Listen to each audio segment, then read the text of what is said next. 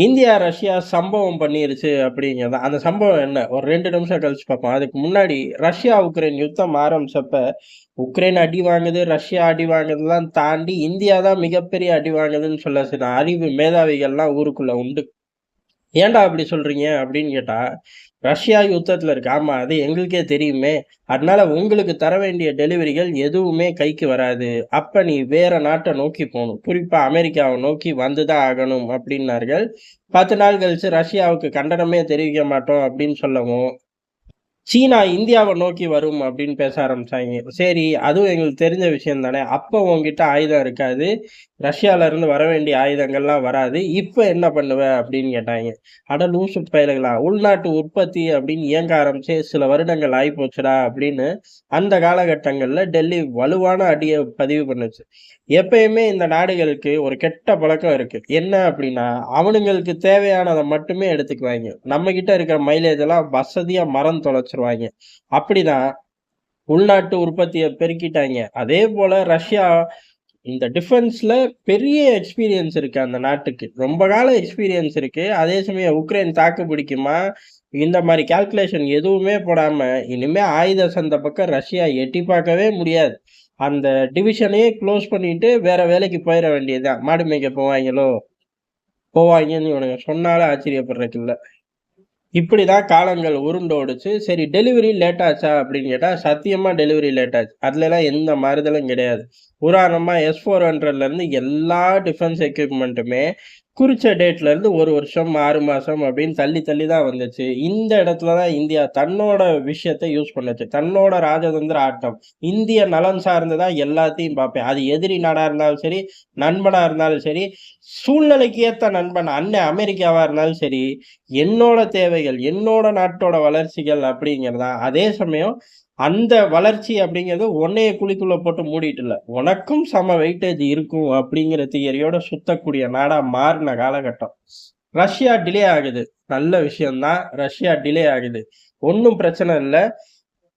இந்த டிலே ஆகுற விஷயங்கள எல்லாம் பிரிச்சுக்குவோம். அதுல எல்லாமே ரஷ்ய தயாரிப்பு. அதாவது ரஷ்யாலயே தயாரிச்சு டெலிவரி இருக்கு அப்படிங்கிற ப்ராடக்ட்டுகள் இருந்துச்சுன்னா, அத 50%ஆ மாத்திருவோம். இந்தியால மீதிய தயாரிப்போம் அப்படிங்கிற டீலுக்குள்ள கொண்டு வந்தோம்.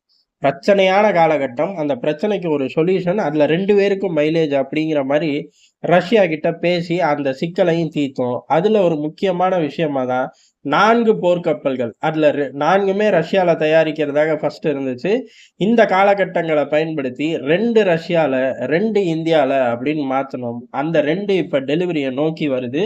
வரும் நாட்கள்ல ராஜ்நாத் சிங் ரஷ்யா போவார். ரஷ்யால இருந்து அந்த கப்பல்கள் இந்தியாவுக்கு வரும். அவர் அங்கேயே வாங்கிக்கிட்டு அதுக்கான வழக்கமான நடைமுறைகள் அங்க காட்டப்படும்.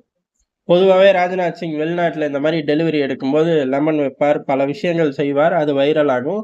அந்த மாரி கடல் சார்ந்து இப்பவும் வைரல் ஃபுட்டேஜ் எதிரிகள் பார்க்கட்டும், அனுபவிக்கட்டும். சரி, இந்த போர்க்கப்பல் அப்படிங்கிறது பிரம்மோஸ் ஏவுகணை.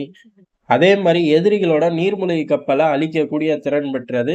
இன்னும் சொல்லப்போனா, ஹைப்பர்சோனிக் ஏவுகணைய யூஸ் பண்ணலாம். உலகத்துல எந்த மூலையிலயும் நம்மனால தாக்குதல் நடத்த முடியும். கடல்ல நின்ற இடத்துல இருந்து. காரணம் அந்த ஏவுகணையோட கெப்பாசிட்டி அந்த லெவல்ல.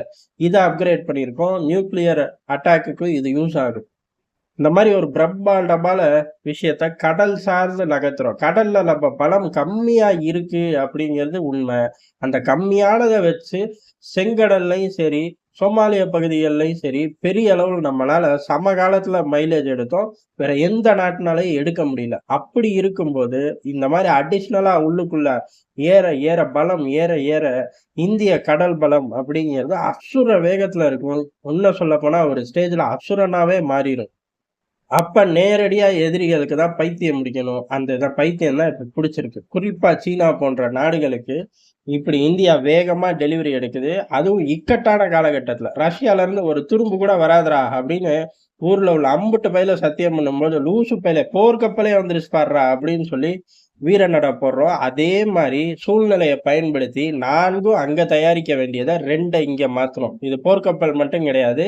எல்லா ப்ராடக்ட்லயும் அந்த காலகட்டங்கள்ல இந்தியா, ரஷ்யா உட்கார்ந்து லிஸ்ட் அவுட் பண்ணி, எதெல்லாம் பிரிச்சு வேகமா புரொடக்ஷன கொண்டு வந்து களத்துக்கு கொண்டு வர முடியும் அப்படிங்கிறத 2 நாடுகளுக்கும் ஈக்குவலா வெயிட்டேஜ் வர மாரி திட்டங்கள் போட்டு மைலேஜ நிறைவேத்தி காட்டுச்சு இந்தியா. இந்த முழு புரோகிராமையும் டிசைன் பண்ணி, இப்படி ஒரு ஸ்டேஜ நோக்கி நகர்த்துனது இந்தியா தான்.